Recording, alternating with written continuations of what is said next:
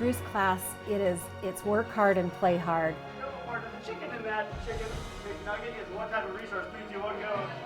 He comes from a special ed background and a kind of specialized residential treatment background, and so he's really, really good at the scaffolding and the other parts and pieces that you need to get those kids who get left behind.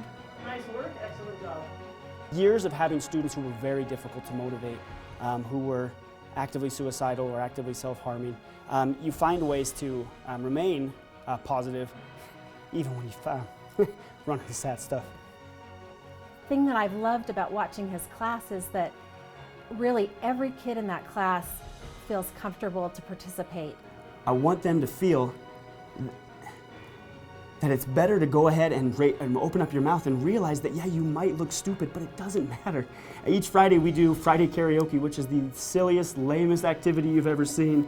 But students who will stand up and do it with us and sing, and now a lot of them will do it. I'm a terrible singer, most of us are terrible singers. But when they do it, they hit that awakening moment of, I looked dumb for a few minutes, and it didn't matter.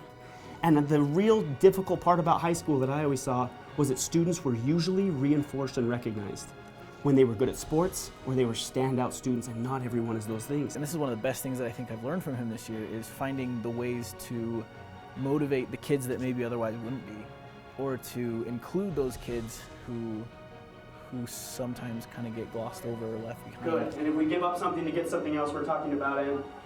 Killing it, Paige, killing it. There's the same high expectation for everyone. Everyone participates, everyone learns the material, everyone is able to verbally express and write what they're learning. And it's like the whole class rises together. And so much of what I do, and even on my drive home, is thinking, how do these students, whether they're coming from an accommodated core, an ELD background, or they're my gen ed students, or they're a special ed student in the general ed classroom, how do we make them feel not just comfortable, how do we make them feel like they want to be brave enough to try something? Almost become a running joke in our school that when we're talking about good teaching, we're talking about the way Fosse would do it. To be recognized by Canyons District, which has done a great job of motivating me and making me feel valuable here, it's an honor that I honestly, when I tell you, I don't think I've cried in like 3 years, because I just don't like to do it. And then the moment they're like, hey, you're Teacher of the Year, and you act like a big baby, I mean, it's a huge honor for me. It's very moving.